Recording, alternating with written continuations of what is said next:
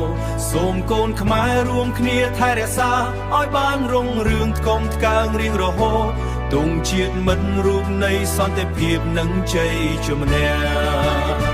សូមមើលទងជាតិនៃប្រទេសកម្ពុជារដ្ឋដែលជានិមិត្តនៃបនមិនសាខ្ពង់ខ្ពស់តំណាងបបរងដែលលោកខំរស់បលីព្រះជន្មករស់ក្នុងសេចក្តីថ្លៃថ្នូរសូមកូនខ្មែររួមគ្នាថែរក្សាឲ្យបានរុងរឿងតាំងរៀងរហូតក្នុងសេចក្តីរៀងរហូតទងជាតិខ្មែរបករវិចខ្ពស់ត្រដែតជានិមិត្តរូបនៃសន្តិភាពនិងជ័យជំនះសូមមើលទងជាតិនៃប្រទេសកម្ពុជារដ្ឋដែលជានិមិត្តនៃបនមិនសាខ្ពង់ខ្ពស់តំណាងបបរងដែលលោកខំរស់បលីព្រះជន្មករស់ក្នុងសេចក្តីថ្លៃថ្នូរសូមកូនខ្មែររួមគ្នាថែរក្សាឲ្យបានរុងរឿងថ្កុំថ្កើងរៀងរហូតទងជាតិខ្មែររូបនៃសន្តិភាពនិងជ័យជំនះសូមមើលទងជាតិនៃប្រទេសកម្ពុជារដ្ឋដែលជានិមិត្តនៃបនមិនសាខ្ពង់ខ្ពស់តំណាងបបរងដែលលោកខំរស់បលីព្រះជន្មករស់ក្នុងសេចក្តីថ្លៃថ្នូរសូមកូនខ្មែររួមគ្នាថែរក្សា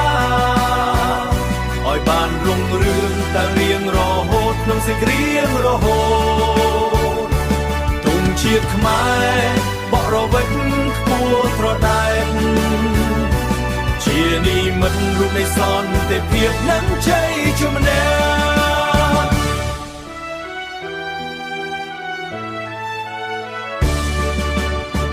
សូមមើលទងជាតិនៃប្រទេសកម្ពុជារដ្ឋដែលជានិមិត្តនៃបនមិនសាខ្ពង់ខ្ពស់តំណាងបបរងដែលលោកខំរស់បលីព្រះជន្មករស់ក្នុងសេចក្តីថ្លៃថ្នូរសូមកូនខ្មែររួមគ្នាថែរក្សាឲ្យបានរុងរឿងថ្កុំថ្កើងរៀងរហូតទងជាតិខ្មែរបករវិចខ្ពស់ត្រដែតជានិមិត្តរូបនៃសន្តិភាពនិងជ័យជំនះ